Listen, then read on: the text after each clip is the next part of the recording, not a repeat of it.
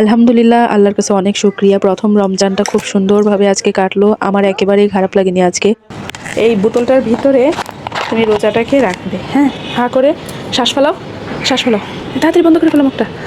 মা হওয়ার পর থেকে বুঝতে পেরেছি মায়ের প্রতিচ্ছবি এখন আমি নিজের মধ্যেই পাই, আর আমার বাচ্চা কাচ্চার মধ্যে আমার নিজের প্রতিচ্ছবি দেখতে পাই। ছোটবেলায় যখন বড়দের সঙ্গে জড়িয়ে ধরে বলতাম যে আম্মু রোজা রাখবো, আম্মু আমাকে ঠিক এইভাবেই আজকের যে টেকনিকটা অ্যাপ্লাই করলাম আমার মেয়ের সঙ্গে, তো এইভাবেই হচ্ছে আমার আম্মু আমাকে ভুলভাল বলিয়ে খাইয়ে দিত। আজকে আমি সেই কাজটাই করব। তো বোতল খুঁজে আনতেছিলাম, তো দেখেন কি করলাম। এই বোতলটার ভিতরে তুমি রোজাটাকে রাখবে, হ্যাঁ? হা করে শ্বাস ফেলাও, শ্বাস ফেলাও, তাড়াতাড়ি বন্ধ করে ফেলো মুখটা।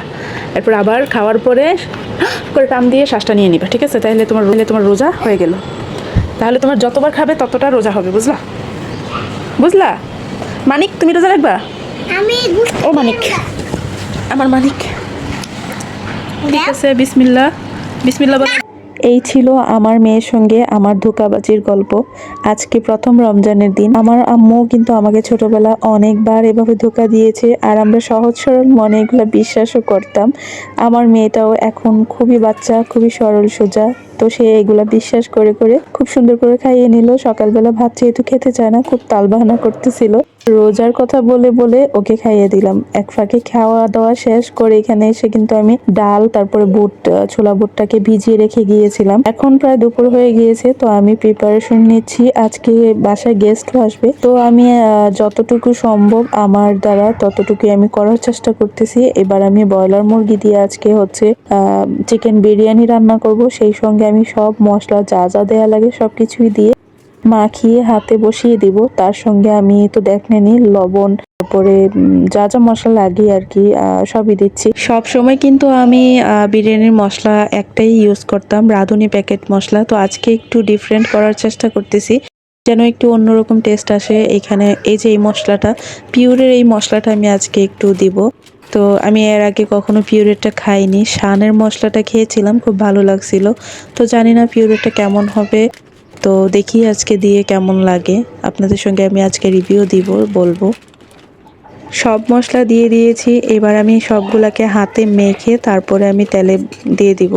এখানে আরেকটা কাজ বাকি আছে। এখানে হচ্ছে আমি টক দই ইনস্ট্যান্ট যেভাবে বানাই, গরম দুধের সঙ্গে হচ্ছে আমি সিরকা অথবা ভিনেগার বলতে পারেন, সেটা দিয়ে দিছি। তো এখানে হচ্ছে আপনারা গুঁড়া দুধটাও দিতে পারেন। আমি আজকে গুঁড়া দুধ দিয়ে হচ্ছে টক দইটা বানাচ্ছি। দেখেন দুধ মানে দেওয়ার সঙ্গে সঙ্গে দুধটা কেমন ছানা কেটে দিছে। এইবার আমি হাতে মেখে নিয়েছি। এখন আমি পেঁয়াজ দিয়ে দিলাম। পেঁয়াজটা বেরেস্তা হয়ে গেলে তখন আমি হচ্ছে চিকেনটা দিয়ে দিলাম। চিকেনটা বেশ খানিকক্ষণ নেড়ে চেড়ে আমি এখন ঢাকা দিয়ে রেখে দিব। এক চুলোয় চিকেনটা বসিয়ে দিছি, আরেক পাশে দেখেন আমার বুট, আলু, ডিম সব একসঙ্গে সিদ্ধ হয়ে গেছে। তো কাজ অনেকটাই কমে গেল। এবার কিছু টমেটো সস দিয়ে দিচ্ছি, দেওয়ার পরে আমি টক দইটাও দিয়ে দিব।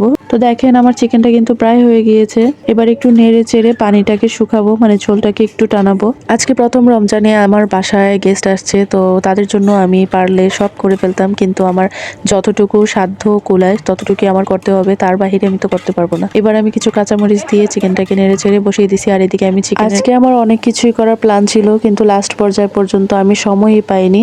এবার আমি পোলার চালটাকে প্রিপারেশন করে নিচ্ছি। এখানে আদা রসুন পেস্ট, আর হচ্ছে এখানে আমি কিছু মটরও দিব আজকে। তো কাঁচামরিচ এগুলা দিয়ে লবণ টবণ দিয়ে আমি এখন চালটাকে অনেকক্ষণ ভেজে নিছি। তারপরে আমি এখানে চিকেনটা দিয়ে নাড়াচাড়া করে তারপরে আমি গরম পানিটা ইউজ করব। তো গরম পানিটা দিয়ে দিচ্ছি। আর আমার চুলায় আসলে আগুনটা অনেক বেশি কম, তাই মেহমান আসলে দেখা যায় যে খুব ঝামেলায় পড়ে যেতে হয়। সেই জন্য আমি কি করি, এখানে গরম পানিটা করে তারপরে দিই। তো আরেক পাশে আমি এখন বুটটাকে ভেজে নিচ্ছি, ছোলা বুট যেটা।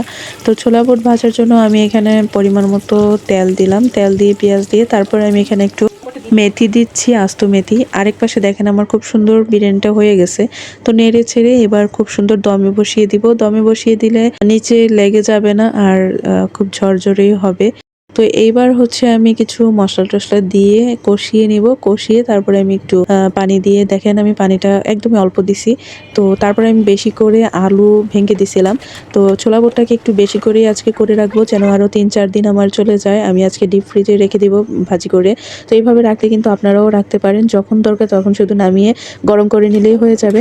তো এটা আগে আমি আর কখনো করিনি, এই প্রথম আজকে প্রথম রোজায় এটা করলাম। আজকে আমার বাসায় গেস্ট বলতে আমার ফুপু শাশুড়ি আসবেন।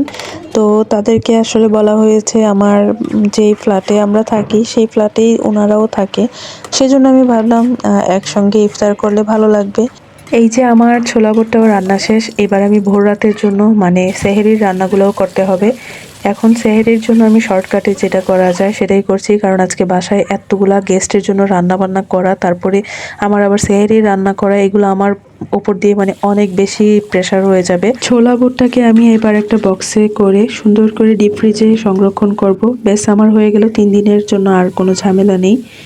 এইবার আমি এখানে একটা শুটকি রান্না করছি। এই শুটকিটা আমার ভাইয়ের বাসা থেকে নিয়ে আসছিলাম, আমার আম্মু দিয়ে দিছিল। তো এটা হচ্ছে ছুরি শুটকি, একেবারে শুটকি পল্লী থেকে আমার ভাই নিয়ে আসছিল কক্সবাজার থেকে। তো এই শুটকিটা যে এত মজা ভাইরে ভাই, আমি অন্য কোনো এক সময় আপনাদেরকে ফুল ডিটেলসই মানে শেয়ার করব, তখন দেখাবো না। এটা অনেক মজা, আমি তো ভাবতেই পারিনি যে এটা ভুনা করলে যে এত মজা লাগবে। তো সবসময় নর্মালি হচ্ছে লইট্টা শুটকিটা খাওয়া হয়, আজকে আমি ছুরি শুটকিটাকে এভাবে ভুনা করে নিছি। তো এটা ভোর রাতের জন্য রান্না করে ফেলছি অল্প করে, কারণ ভোর রাতে এত বেশি খাওয়া হয় না। আর এখানে গলদা চিংড়িগুলোকে ভাজি করে তারপরে ভুনা করে নিচ্ছি, তো এটা খুব শর্টকাটে হয়ে যাবে।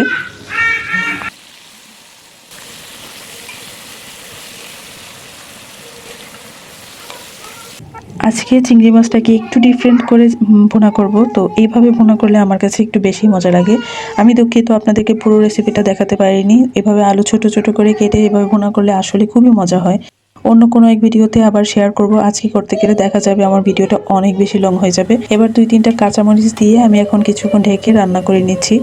আমার রান্নাটা আজকে প্রায় শেষের দিকে। আর এই মাছটা যে এত বেশি মজা হয়েছিল, চিংড়ি মাছের তো নর্মালি ভুনাটা আমরা সবসময় করে থাকি, আজকে আমি এইভাবে একটু ডিফারেন্ট করার চেষ্টা করেছি ছোট ছোট করে আলু দিয়ে।